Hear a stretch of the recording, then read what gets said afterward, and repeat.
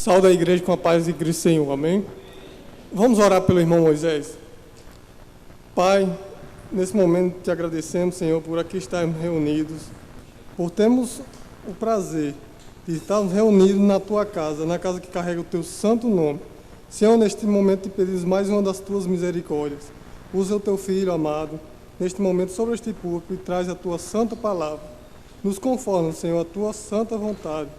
Faz o que o Senhor quer desta noite em meio de nós. Em nome de Jesus, Pai, te agradecemos. Usa o teu filho. Amém.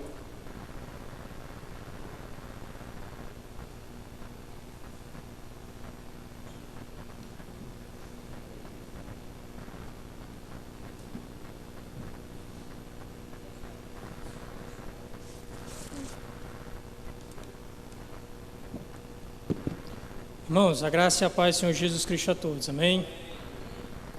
Queria convidá-los a nessa noite a abrirem suas Bíblias no livro do profeta Oséias, seu capítulo de número 4.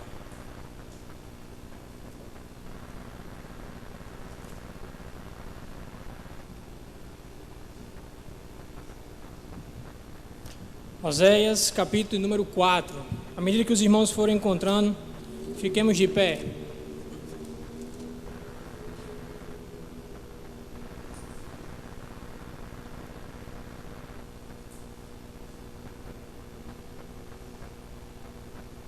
Diz assim o texto: Israelitas, ouvi a palavra do Senhor, pois o Senhor tem uma acusação contra os habitantes dessa terra, porque não há verdade, nem bondade, nem conhecimento de Deus na terra.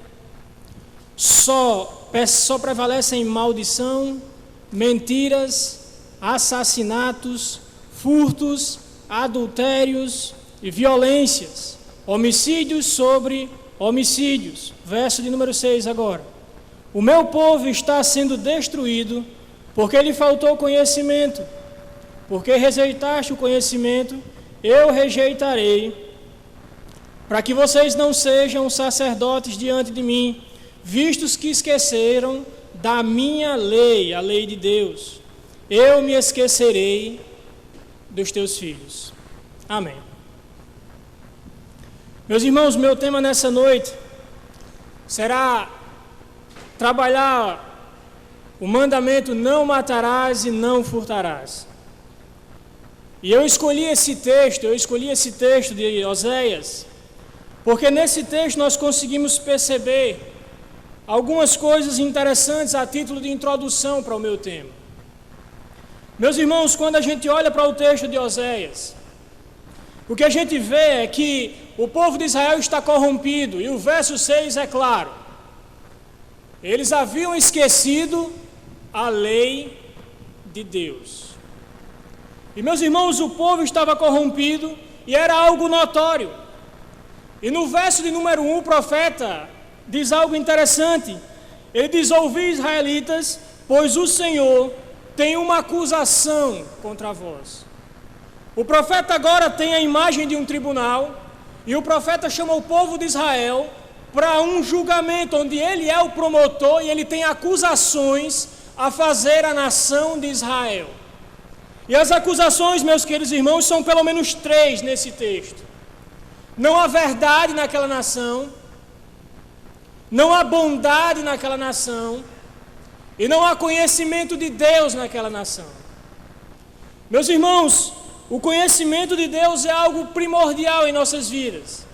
E se tem uma parte da Bíblia que revela o caráter do nosso Deus, essa parte se chama sobre os 10 mandamentos descritos em Êxodo. Os 10 mandamentos são um reflexo da santidade de Deus e, portanto, nos revela quem Deus é, o que Deus exige de nós para com Ele e o que Deus exige de nós para com o próximo. Isso é importante olhar para isso, olhar para esse texto de Oséias, porque quando a gente começa a perceber o texto de Oséias, nós percebemos aqui, nós analisamos, fica claro em nossa mente que quando nós não conhecemos a Deus, quando nós não conhecemos os mandamentos de Deus, há uma tendência muito clara do ser humano se entregar a paixões, há uma tendência muito clara do ser humano se afundar em pecado. Aquela sociedade era uma sociedade corrompida. A falta do conhecimento de Deus levava à falta de bondade para com o próximo, levava à falta de fidelidade, levava à falta de amor. Não havia verdade naquela nação. E meus irmãos, quando eu olho para esse texto de Oséias, eu percebo que o conhecimento de Deus, aquilo que faltava àquele povo ali no verso 6, parte A, que diz que o meu povo perece por falta de conhecimento. O conhecimento de Deus, ele é o fundamento da piedade, da verdadeira moralidade cristã. Se você quer saber como um cristão deve viver e como um cristão deve agir, a lei de Deus, os 10 mandamentos, eles revelam isso para a gente. Mas os 10 mandamentos não são apenas um fundamento para a piedade, para a moralidade cristã. Os 10 mandamentos são um fundamento para a família, são um fundamento para a sociedade, são um fundamento para a igreja. É importante demais que os 10 mandamentos sejam ensinados. É importante demais que os 10 mandamentos sejam evidenciados em nossas vidas. Meus irmãos, o povo havia quebrado os mandamentos. Se você der uma rápida olhada no verso 2, aquele povo quebrou vários mandamentos. O primeiro mandamento que eles quebram é o terceiro mandamento. Não tomarás o nome do Senhor, seu Deus, em vão. Mas o profeta diz que naquela terra só há maldição. E para se amaldiçoar naquele tempo era necessário usar o nome de Deus. Então vejam que eles quebram o mandamento, eles usam o nome de Deus em vão. Mas eles não fazem apenas isso, eles quebram o 9º mandamento, o mandamento que o irmão vai pregar amanhã. Não dirás falso testemunho, mas o verso 2 diz que não apenas a maldição, o texto diz também diz que há mentiras. Aquele povo quebra também o 7º mandamento, não adulterarás. Não há apenas maldição, não há apenas mentira, mas também naquela sociedade há adultério. Como o irmão Wilton pregou ontem, muito claro, não adulterarás. Aquelas pessoas quebravam o mandamento. Mas, meus irmãos, quando eu olho para esse texto, eu vejo o meu tema. Porque aqueles homens quebravam também o 8º mandamento, não furtarás. O texto diz que havia maldição, havia mentiras, havia adultério, mas também havia roubos. E não apenas eles quebravam o 8º mandamento, eles quebravam também o 9º mandamento, porque além de tudo que eu falei, eles matavam. Havia homicídio por cima de homicídio. Isso significa que alguém assassinava e essa mesma pessoa depois assassinava. Era um assassinato atrás do outro. Então note que aquela sociedade, ela quebra os mandamentos de Deus. Por que é que eu quis falar isso aqui nessa noite, meus irmãos? Porque a acusação do profeta Oséias não cai apenas na cabeça do Israel. A acusação do profeta Oséias cai sobre a cabeça do Brasil em pleno século 21. Dentro do meu tema, excluindo os outros mandamentos quebrados, mas vejam, por exemplo, quando foi que você teve notícia de tamanha roubalheira em nosso meio?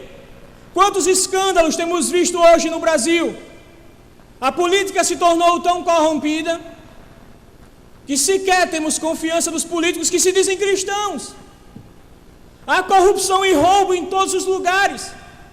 Algumas pessoas acham que roubar seria apenas roubar milhões, mas roubar parte de atitudes pequenas. E o Brasil, infelizmente, é um poço de profunda corrupção e roubo. Mas, meus irmãos, não apenas o país está afundado em roubo, o país também está afundado em violência. Meus irmãos, estive pesquisando um mapa da violência, dado pela Unesco. E morre equivalente por hora no Brasil 5 pessoas. Vítimas de assassinato. Se você analisar os dados de 2012, 42.416 pessoas foram vítimas de arma de fogo. Uma média de 116 mortes por dia. Agora, 94,5% são homicídios. cerca de 40 mil mortes e 77 são homicídios. O restante foi confronto com a polícia, mortes em legítima defesa e por aí vai. Mas veja a quantidade de violência, a quantidade de homicídio. Parece que a vida não tem mais valor. E o Brasil é prova clara disso, e é nesse contexto que é necessário que os 10 mandamentos sejam resgatados e sejam explicados coerentemente. É dentro desse contexto que nós precisamos aprender o não matarás. É nesse contexto que nós precisamos aprender o não furtarás, para que a gente aplique e a igreja seja espelho da santidade de Deus. Para que a igreja entenda e viva de acordo com um padrão moral e uma moralidade coerente de acordo com os 10 mandamentos. Meus irmãos, eu queria começar, dito essas palavras, eu queria começar explicando sobre o não roubarás. O texto de não roubarás se encontra no capítulo 20, verso 15 de Êxodo, e também em Deuteronômio capítulo 5, 19. E nós precisamos dizer algumas coisas aqui. A palavra hebraica, ganaf, traduzida por roubar ou furtar, ela tem alguns usos dentro do Antigo Testamento. O primeiro uso dessa palavra é sobre o furto ou o roubo de objetos, sejam objetos inanimados ou animados. Sejam, por exemplo, o furto ou o roubo de um animal, seja também de algum objeto que não tenha vida. Por exemplo, vamos encontrar essa palavra lá em Gênesis capítulo 31, verso 30 e 31. O texto diz que Raquel, quando sai da casa do seu pai, ela furta os ídolos da casa do seu pai. É interessante que esse roubo dentro desse contexto aí, roubar os ídolos da casa do pai naquela cultura significa garantir a sua herança. E ela rouba.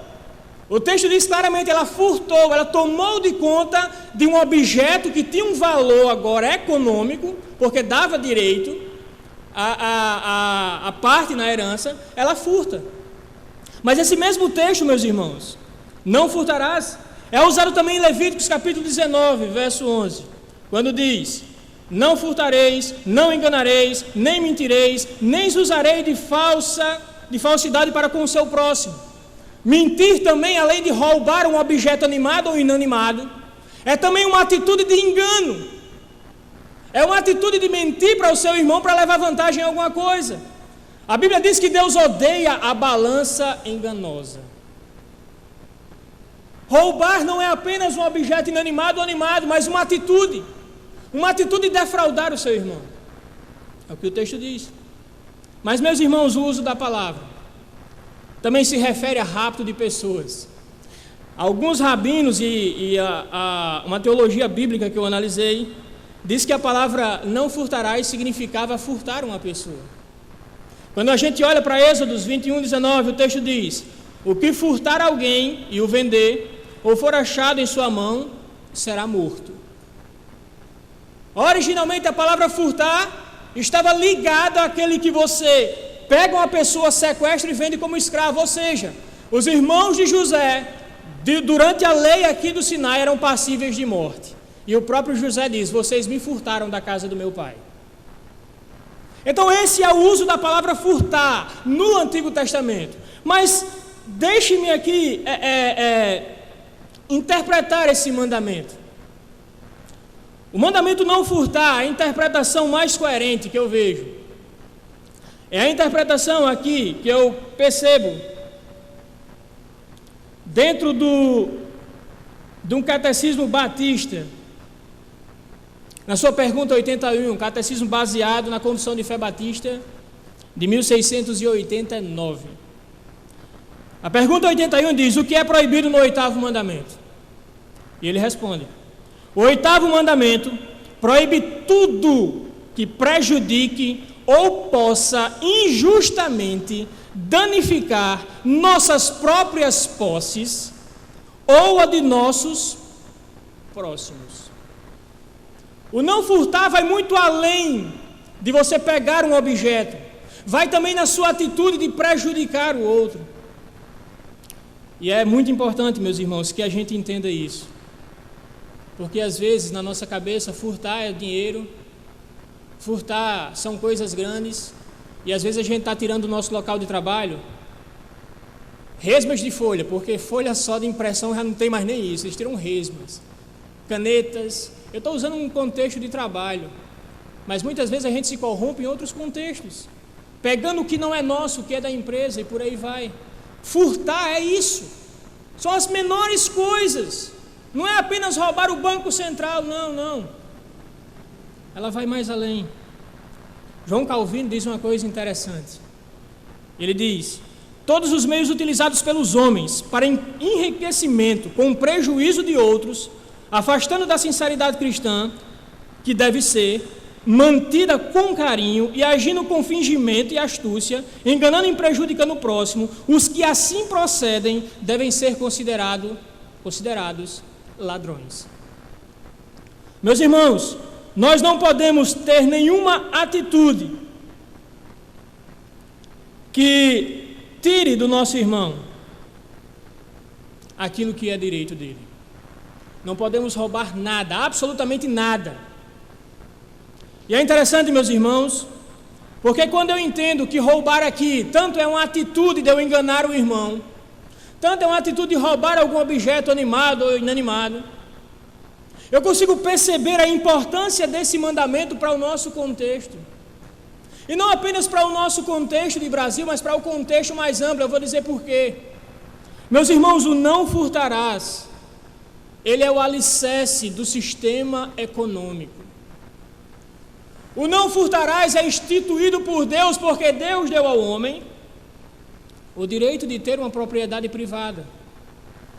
E esse direito, ele não pode ser maculado, ele não pode ser tirado por nenhuma ideologia, seja ela vinda do inferno ou não, se bem que aqui a domina atualmente o mundo, ela vem do inferno. Nenhuma ideologia, ela tem o direito de dizer que não existe propriedade privada, é um direito de Deus. Deus deu ao trabalho ao homem antes da queda, e nesse trabalho o homem adquire posses, e se ele adquire posses, é algo que é dele. Ele tem total direito de usá-las. Mas, meus irmãos, eu queria, em nome de Jesus, dentro desse ponto aqui, e eu acho pertinente, dizer a vocês que vocês têm um princípio do trabalho, e esse princípio dar a vocês, a cada um de vocês, o direito de possuir.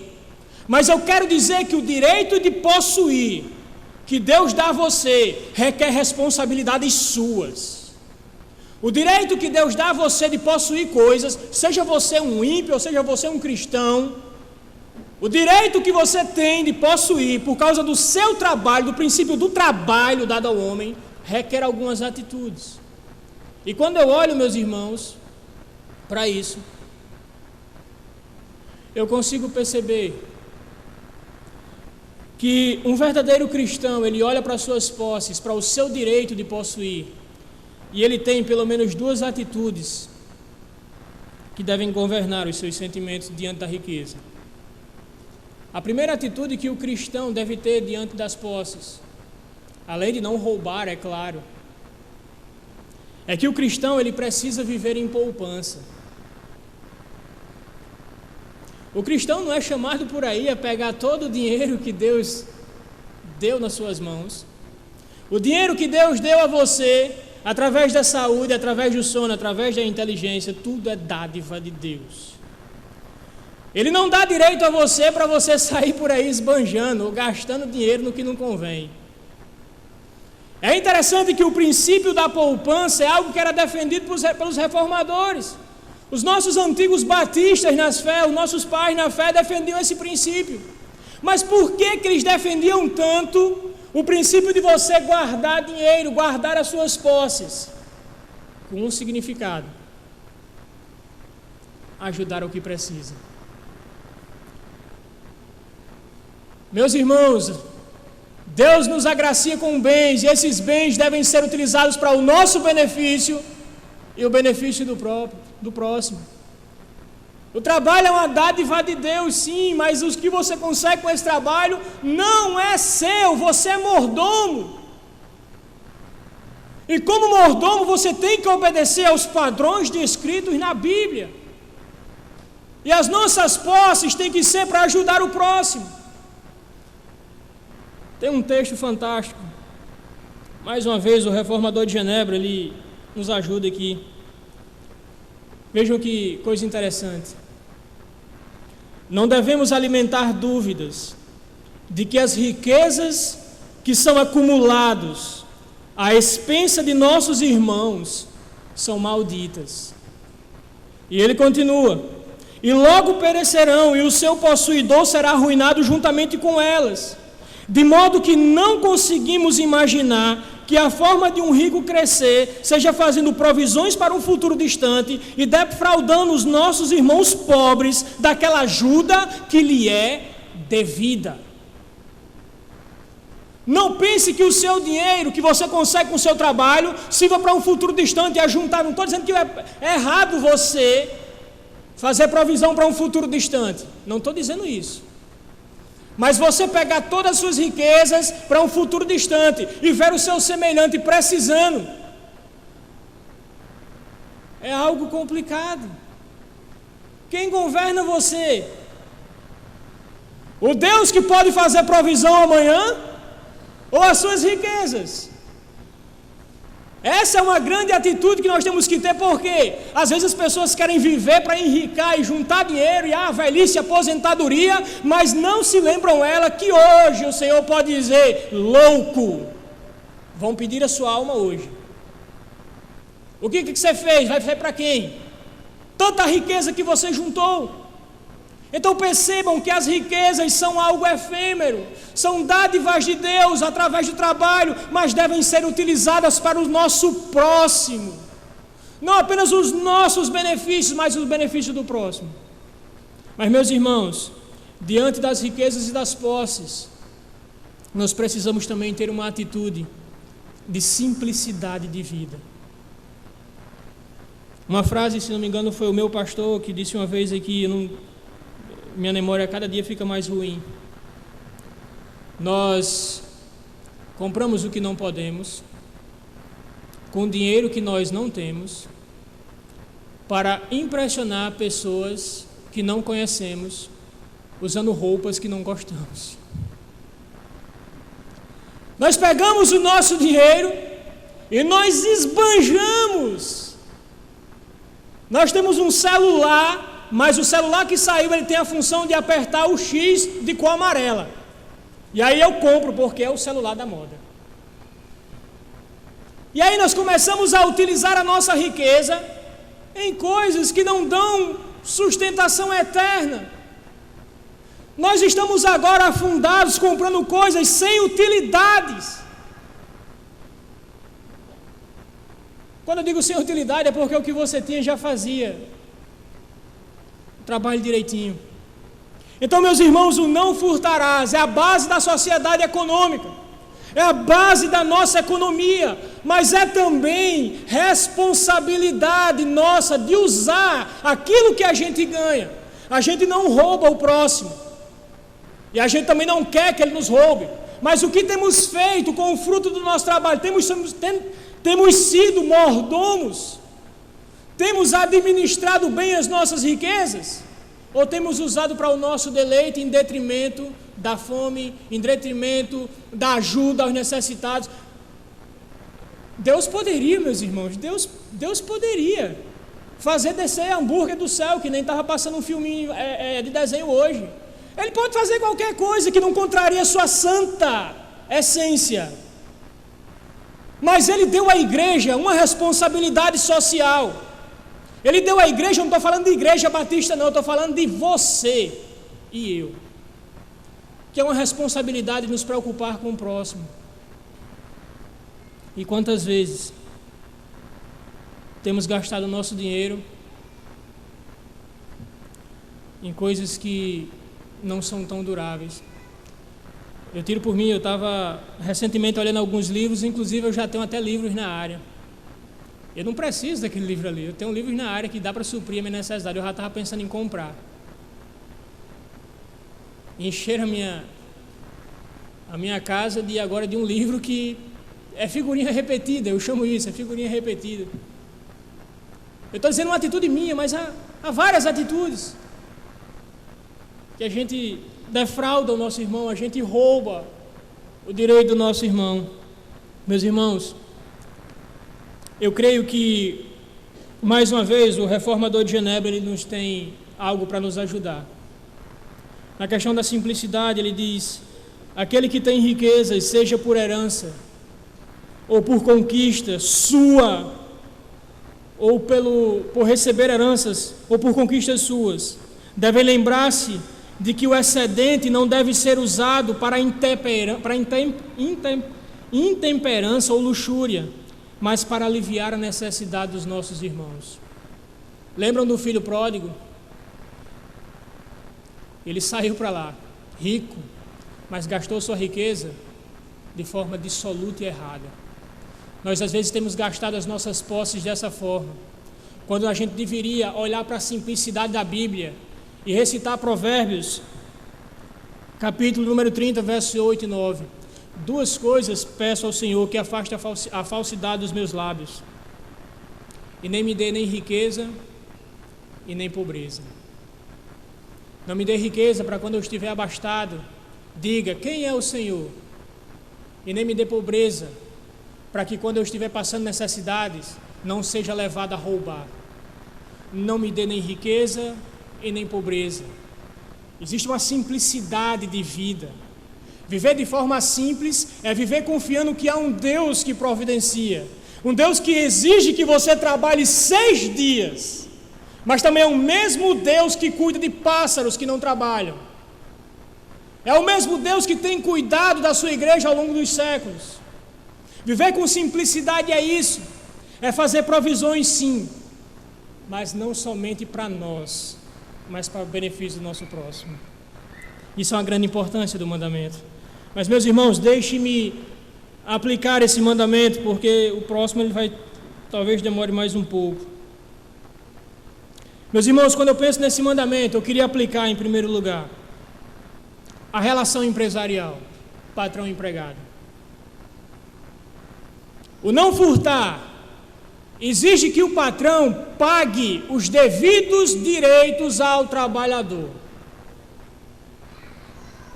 Deixar de pagar o devido salário a um trabalhador significa que você é o mais novo enquadrado no mandamento. Você quebrou o mandamento, você está furtando. Assinar uma carteira com o salário mínimo e pagar menos do que isso, você é um ladrão. Não existe meias palavras. Essa é a palavra, você é um ladrão. O não furtarás envolve pagar os direitos e dar aquilo que é devido ao seu trabalhador. Levíticos vai dizer que a gente não deve defraudar o salário do jornaleiro. Mas, meus irmãos, dentro dessa relação patrão-empregado empresarial, se você é um trabalhador e você fez um acordo de trabalho e era necessário que você prestasse X serviços e você não presta X serviços e recebe o dinheiro por isso, você quebrou o mandamento. Você está roubando, porque você está recebendo sem trabalhar devidamente. Você também é um ladrão. Percebem? Como esse mandamento é importante e a base da economia? Os patrões deveriam pensar nisso. Os empregados deveriam pensar nisso. Receber por um salário para prestar um serviço que você não presta de forma certa, de forma fiel, você está roubando. Meus irmãos, esse mandamento também se aplica na omissão no pagamento dos impostos. O Brasil é o jeitinho, né? O jeitinho brasileiro. O Brasil é o país do jeitinho, se dá jeitinho em tudo. E para defraudar e deixar de pagar os impostos, fazem de tudo. Mas o cristão, ele paga os seus impostos, porque ele sabe o que é que Romanos 13, versos 6 e 7 fala. A quem honra, honra, a quem é tributo, tributo. O Estado foi instituído por Deus para receber tributo e fazer funcionar, embora eu não concorde com o modelo de Estado que tem imperado por aí. A forma como o Estado está fazendo, como eles estão ajustando a máquina aos seus princípios errados. Mas nós devemos pagar impostos. Aí você pode até dizer, bem, como eu vou pagar impostos? Você já viu a taxa de juros? Você já viu isso? É abusivo. Qualquer forma ilícita, o catecismo diz, qualquer forma ilícita. Uma forma ilícita de lutar contra o imposto maior é defraudando o imposto. Uma forma lícita é fazendo agrupamentos, manifestação, que é um direito seu. Agora não queira deixar e sonegar imposto, dizendo que é alto, eu sei que é alto, mas não é lícito perante a lei. E se não é lícito, é ilícito. E se é ilícito, você quebrou o mandamento também. Não furtarás. Meus irmãos, também, meus queridos irmãos, comprar e não pagar, está na cara. Comprar e não pagar, você está roubando, você está pegando, se apropriando de uma mercadoria do seu próximo, e você não está pagando a ele o valor da mercadoria. E para encerrar essa parte aqui, meus irmãos, esse é um caso complicado. A pirataria. Meus irmãos, a pirataria é algo terrível.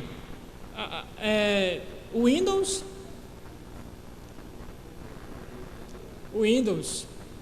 é o que me vem à mente, o Windows.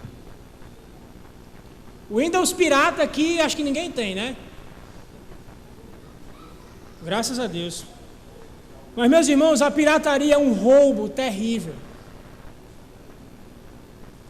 O livro de Jeremias conta a história de um rei ladrão. E o verso de número 13 diz o seguinte: traz um ai para ele, um ai de juízo. Jeremias 22, verso 13 diz: ai daquele que edifica a sua casa com injustiça e os seus aposentos sem direito, que se serve do serviço do seu próximo sem remunerá-lo e não lhe dar o salário do seu trabalho. Era isso que Joaquim estava fazendo. As pessoas estavam trabalhando de graça para ele.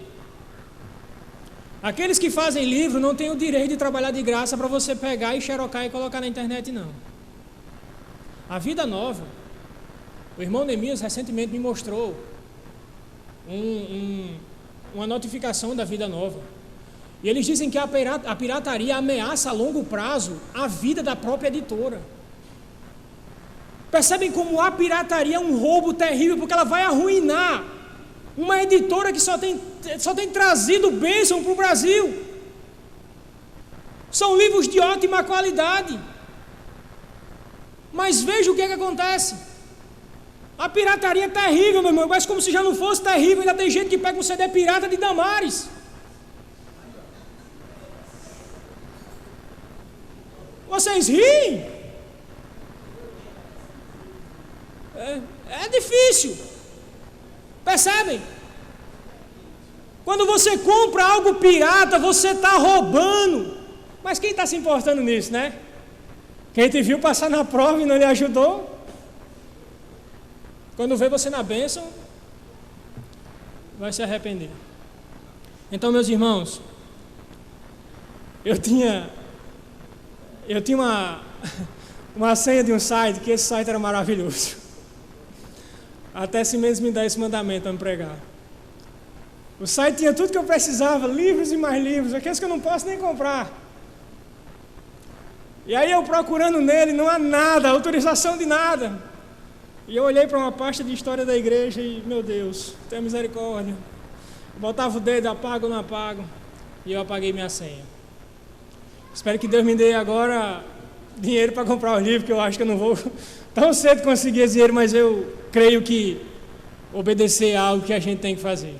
E se o mandamento lhe confronta, para Deus não existe esse negócio de ficar em cima do muro, ou você pode optar.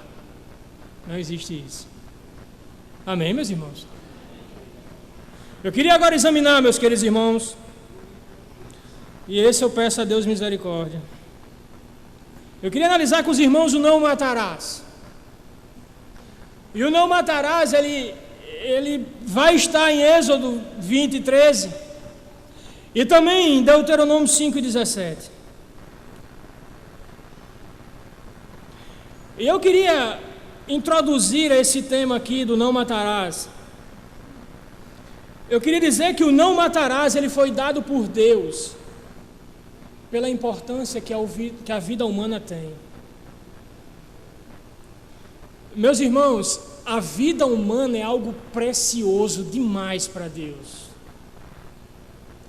No livro de Gênesis, capítulo 1, verso 27 e 28, nós encontramos o primeiro motivo que nos mostra que nós não devemos matar, porque a vida humana é preciosa.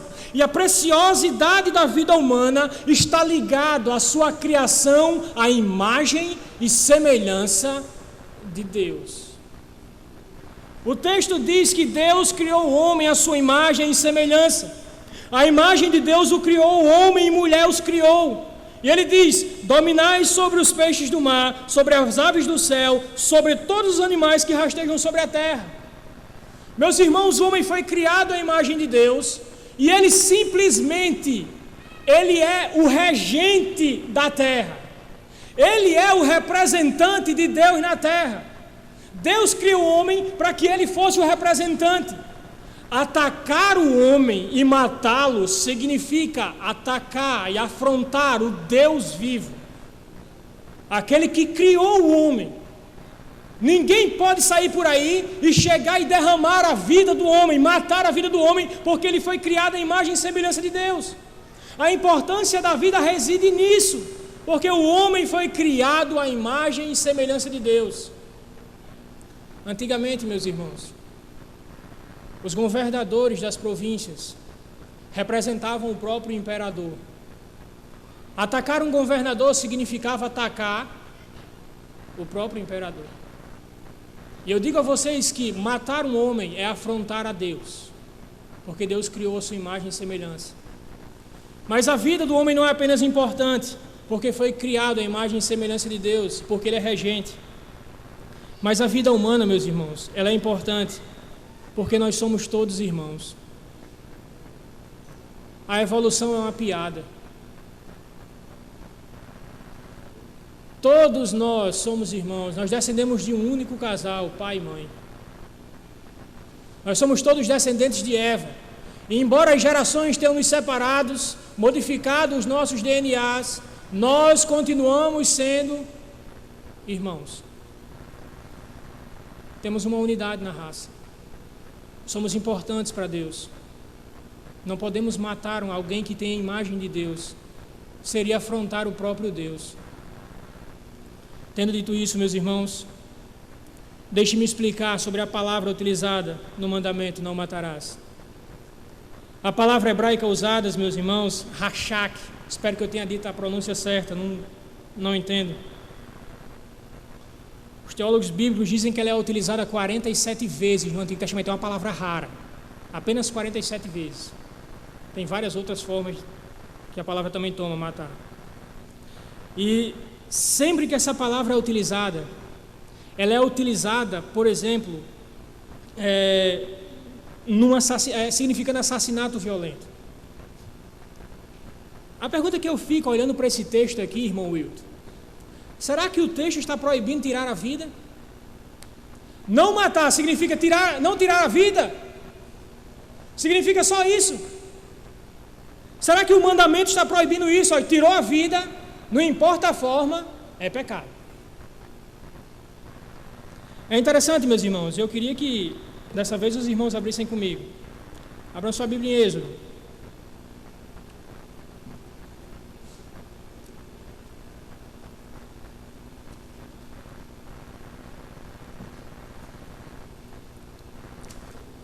Êxodo 22, por favor.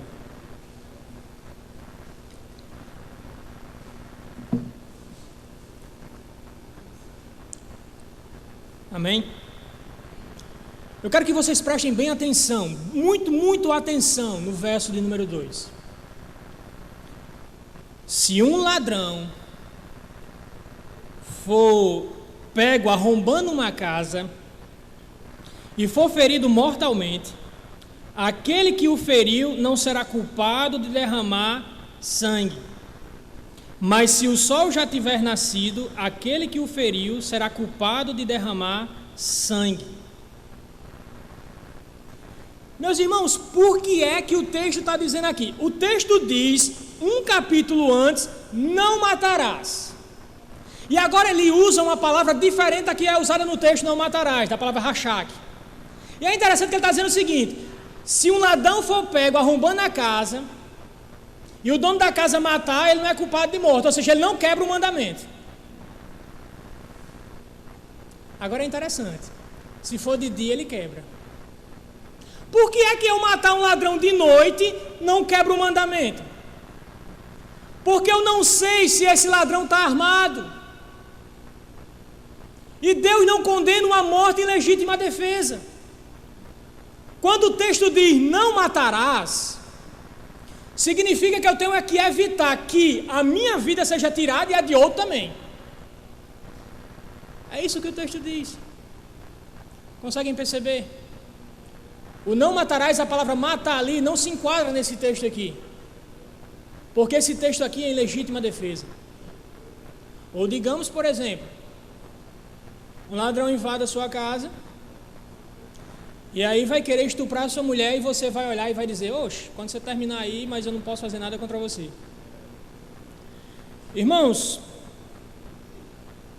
eu confesso a vocês que eu peço muita graça a Deus, que Ele, se um dia acontecesse isso, Ele me desse a graça, sério, de aprender a lutar, que eu não sei lutar, e tentar imobilizar esse cara e chamar a polícia. E esse cara não morra e pronto, vá para a delegacia e vá. Mas eu penso que ao menor sinal de risco da minha esposa e da minha filha, provavelmente eu abandonaria a razão e o raciocínio lógico. E aí ele tinha duas opções: seria a minha vida ou a dele. Mas se eu pudesse pegar ele e não tivesse nenhum jeito de imobilizá-lo, por exemplo, tivesse uma arma em casa, o governo tirou esse direito da gente, né? E poder atirar nas suas canelas ou no joelho. A minha única situação é entre a minha vida, a vida da minha esposa, da minha filha e de um ladrão que possivelmente possa estar armado, eu vou querer executá-lo. E com base no texto de Êxodo, eu não serei culpado de não matarás. Eu não quebrarei o mandamento, porque eu matei em legítima defesa. Mas, meus irmãos,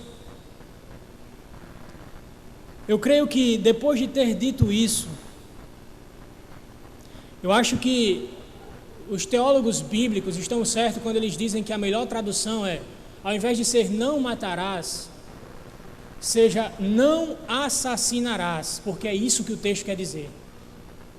O texto quer dizer que eu não devo assassinar premeditadamente ninguém. Eu não posso desejar tirar a vida de ninguém, porque esse alguém foi criado à imagem e semelhança de Deus. Ele é o meu irmão, segundo a federação da raça. Nós temos uma irmandade. Somos descendentes do mesmo tronco pecaminoso, mas somos. Somos todos descendentes de Adão, somos irmãos, criados à imagem e semelhança de Deus. Eu não posso matar gratuitamente. Mas o que é que você se vê no Brasil? Bem, o que vem no Brasil é o quê? Assassinato e mais assassinato. 17 anos, 60 passagens na polícia, 20 mortos no espinhaço. É um matador de aluguel. Violência gratuita. E quando eu penso nesse mandamento, e eu vejo isso agora, meus irmãos, entendendo que o mandamento, a interpretação correta desse mandamento é não matarás, eu quero levantar algumas questões éticas aqui, rapidamente.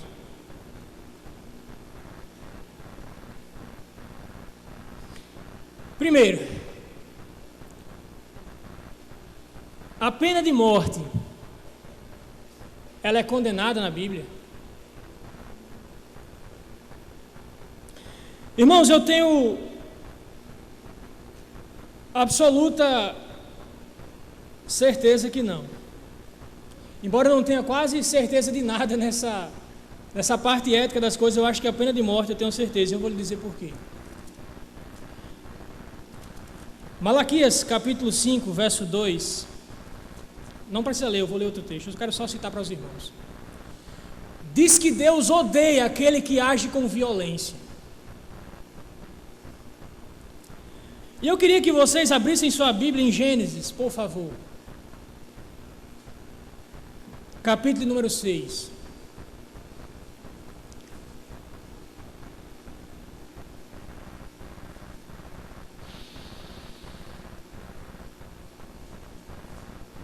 Amém? Eu quero que vocês prestem atenção no verso, olhem para a Bíblia, olhem para o verso. Verso de número 11 em diante. A terra, porém, estava corrompida diante de Deus, cheia de violência. Se lembrem, Deus odeia a violência. E Deus viu a terra, e ela estava corrompida, pois a humanidade toda havia corrompido a sua conduta sobre a terra. E também Deus disse a Noé: o fim de toda a humanidade chegou diante de mim, pois a terra está cheia de violência dos homens. Eu destruirei juntamente a terra. Deixem suas Bíblias no capítulo 6. Meus irmãos, Deus odeia a violência. Agora vejam, o motivo do dilúvio é o pecado. Isso é claro. Agora veja o que o texto está dizendo. O texto diz que Deus viu violência, sangue sendo derramado, então ele decide destruir. Notem que uma das causas principais, eu estou falando, a causa central é o pecado, irmãos. Mas eu estou falando aqui de uma causa que é dita aqui no texto: violência. A violência levou Deus a querer destruir o homem. E ele faz o quê? Destrói. Agora, meus irmãos, depois que Noé sai da arca, e todos conhecem a história de Noé, né? Noé sai da arca. Noé com o coração cheio de graça, dá louvor a Deus. Agora vejam o que é que Deus diz a Noé.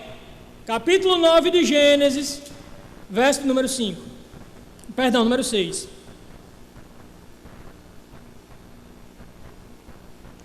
Quem derramar sangue do homem terá o seu sangue derramado pelo homem, porque Deus fez o homem à sua imagem.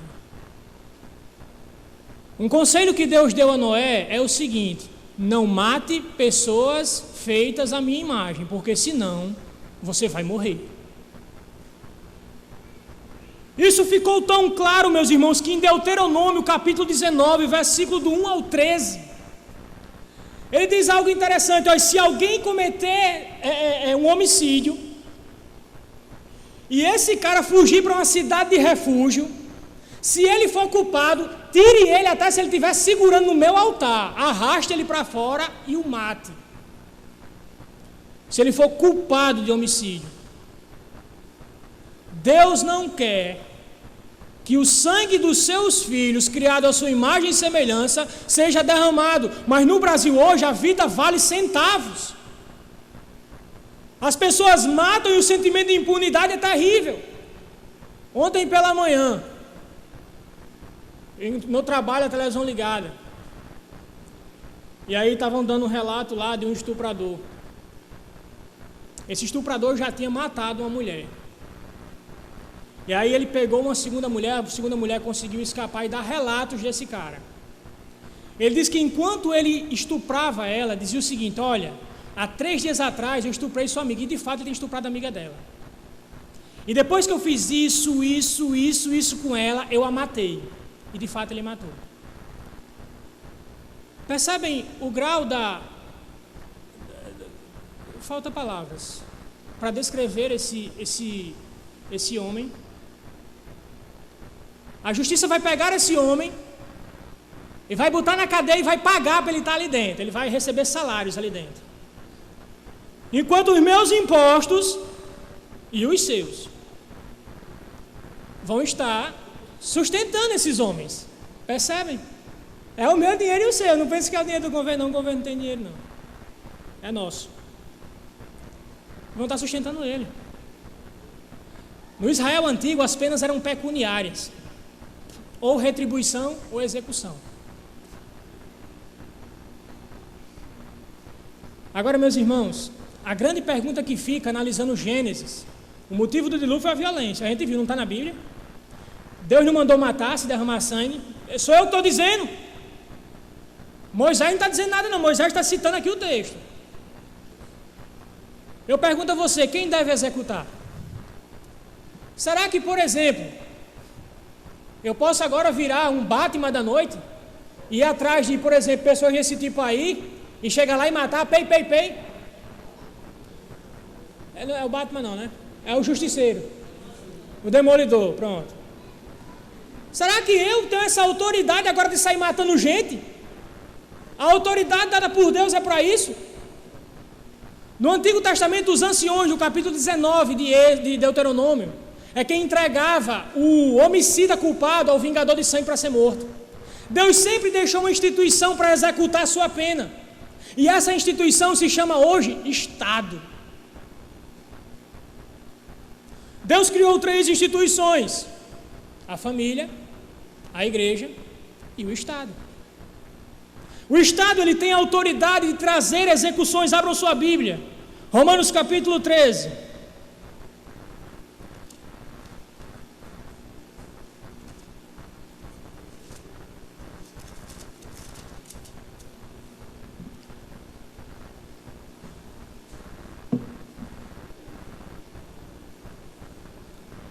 Verso de número 1 em diante. Prestem atenção no texto.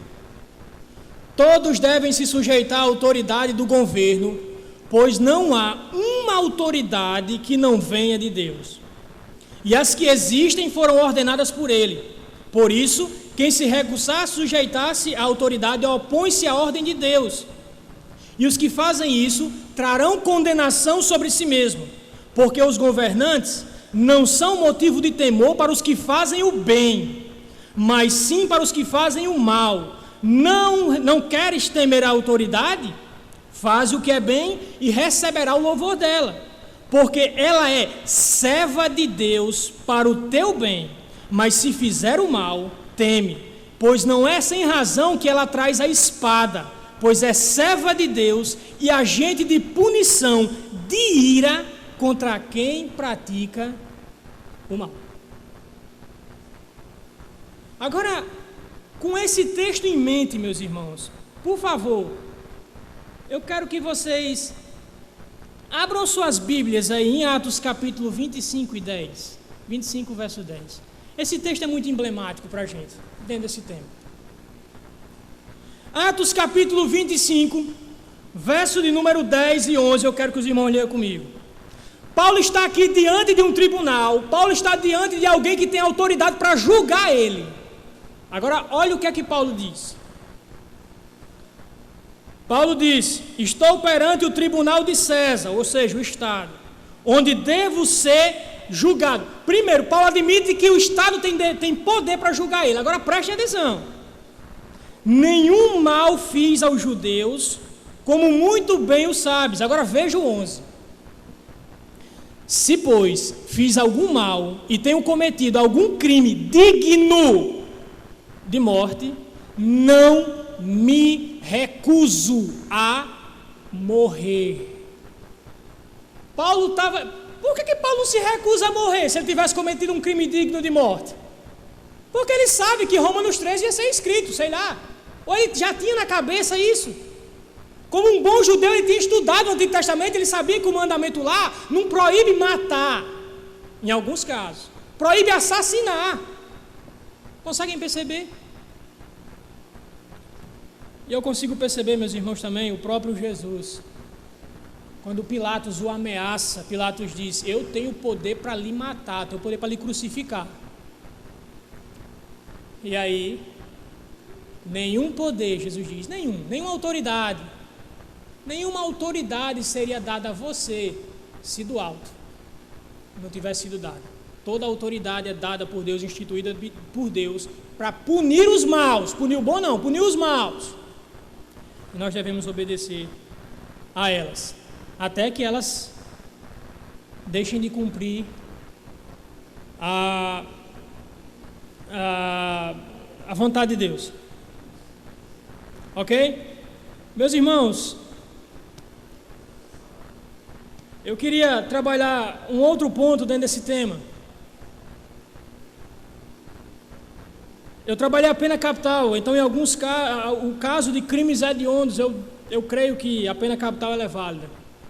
Por exemplos do Antigo Testamento e pelos exemplos do Novo Testamento do próprio Paulo, né? Mas em relação ao aborto,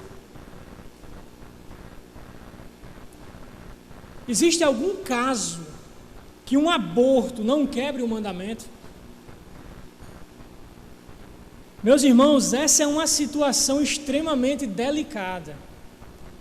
E eu queria, meus irmãos, aqui em nome de Cristo Jesus, apenas citar, eu não queria nem me posicionar. Então, portanto, se vocês depois forem perguntar alguma pergunta de brincadeira dos meus irmãos que gostam de mim, perguntar qual é a minha opinião sobre o aborto, eu já estou dizendo, eu não vou me posicionar. Meus irmãos, a Constituição brasileira, ela defende o aborto em 2 casos: o estupro e também quando a mãe corre o risco de vida.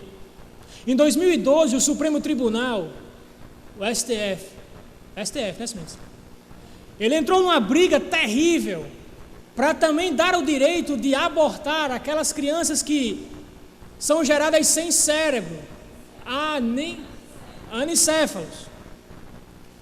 E passou. Hoje, então, no Brasil, você pode abortar, eles dão esse direito, a lei brasileira, de você abortar em caso de estupro, de você abortar se a sua criança nascer sem cérebro, e de você abortar caso a mãe corra o risco. Um terceiro que eu queria terminar, porque parece que tem muita coisa e não vai dar tempo não. São 9 horas.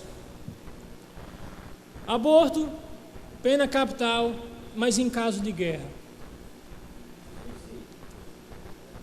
Eu vou trabalhar esses pontos aqui, irmão Felipe. O tempo está avançado, deixa eu terminar aqui. Meus irmãos, e aí é lícito o cristão participar de uma guerra? Dentro da ética cristã, meus queridos, existem 3 posicionamentos que os teólogos, eles dizem que o cristão deve ter diante da guerra. Primeiro, alguns cristãos, eles são adeptos do pacifismo. E aí, nesse ponto aqui, é o seguinte: cristão não pode participar de guerra, porque toda guerra é injusta. O pacifista, ele parte do pressuposto de que toda guerra é ilegítima. Toda guerra não é legítima e toda guerra quebra o mandamento. Do outro lado, tem os que são ativistas. Esse daqui, meu amigo, é terrível. Eles dizem que o cristão não deve participar de toda a guerra, porque o governo foi instituído por Deus. E se o governo é instituído por Deus, se ele entrar na guerra, eu devo obedecer. Não importa se a guerra é justa ou se é injusta. Vejam o contraste. Para o pacifista, toda guerra é injusta. Para o ativista é o contrário. Toda guerra, não. Se o Estado decretou, meu irmão, minha fidelidade ao Estado. Então, vamos para a guerra, vamos matar. Eu acho que os Estados Unidos tem muita gente desse jeito. Mas há um terceiro viés que eu considero mais sadio para a igreja. E nesse quesito aqui, eu acho que o cristão ele não quebra o mandamento. Deixa eu tirar o acho, tenho certeza. Que é, meus queridos irmãos, a ideia seletivista. O pacifista diz que toda guerra é injusta. O ativista diz que toda guerra é justa. O seletivista, ele diz que há guerras justas e há guerras injustas. E ao demonstrar a justiça numa guerra, automaticamente o pacifista está errado. E ao demonstrar a injustiça de uma guerra, automaticamente o ativista está errado. Então, meus irmãos, eu creio que esse deve ser o ponto de vista cristão. Eu vou dizer por quê. Meus irmãos, Deus ele é um Deus de guerra. A Bíblia diz, Wilton, me ajude aí, por favor, Deuteronômio, que existe um livro chamado Livro das Guerras do Senhor. Esse livro está perdido, não está na Bíblia não, meus irmãos. Mas reparem que quando Deus olha para Josué, sou eu que vou na frente, eu vou batalhar por vocês, sou eu quem vou entrar na guerra por vocês. Deus é um Deus de guerra, mas é um Deus de guerras justas. Deixa eu dar um dado histórico a vocês, dado ao contexto que a gente está vivendo. Questão da expansão muçulmana, do ISIS e por aí vai, né? O ISIS é aquela desgraceira que aqueles homens cegos pelo pecado, entregues a si mesmos, eles cometem. Em 622 da era cristã, nasce Maomé e nasce Maomé não, acontece lá a Égira, né? Aquela fuga de Maomé e vai. Em 100 anos, os muçulmanos destroçaram muitas e muitas regiões cristãs. Eles dominaram a África, que era cristã, eles dominaram a Espanha e estavam agora beirando e entrando para a Europa. Historiadores não cristãos, porque eu não ia dizer isso, historiadores não cristãos dizem que se não houvesse alguma coisa que mudasse naquele momento ali, provavelmente o Ocidente estaria se curvando a Allah. E os muçulmanos estavam lá, estraçalhando e dominando. E é interessante, irmão Simendes, que você vê alguns relatos da história que as pessoas oravam para que Deus mandasse uma peste, intervisse mandando uma peste e tipo matasse os exércitos muçulmanos para eles deixarem de matar os cristãos e dominar, né? E meus irmãos, as preces foram ouvidas. Deus mandou uma peste, mas o nome da peste era Carlos Martelo. Filho, descendente legítimo de Clovis, o primeiro rei a se tornar cristão. E o nome Carlos Martelo não é brincadeira dele, ele gostava de usar uma marretinha. Tem figuras lá da guerra, de uma guerra que ele travou contra os muçulmanos, que ele dá com a marreta na cabeça do cavalo. Derruba primeiro o cavalo, depois provavelmente esbagaça o condutor. E Carlos Martelo vai para lá com um exército em menor quantidade, em uma batalha que ficou famosa na cidade de Tours, e ele consegue conter a marcha muçulmana. Ele saiu em defesa do cristianismo. E se ele venceu com um exército menor e a fúria da nação árabe que se levantava, enquanto ele derrotava os muçulmanos, Constantinopla resistia a outra cidade cristã, do outro lado do império. Eles conseguiam resistir e foram fiéis, foram felizes na batalha também. Deus agiu dessa forma. Então eu creio, meus irmãos, que o texto de Tiago é muito claro. Tiago 4,17.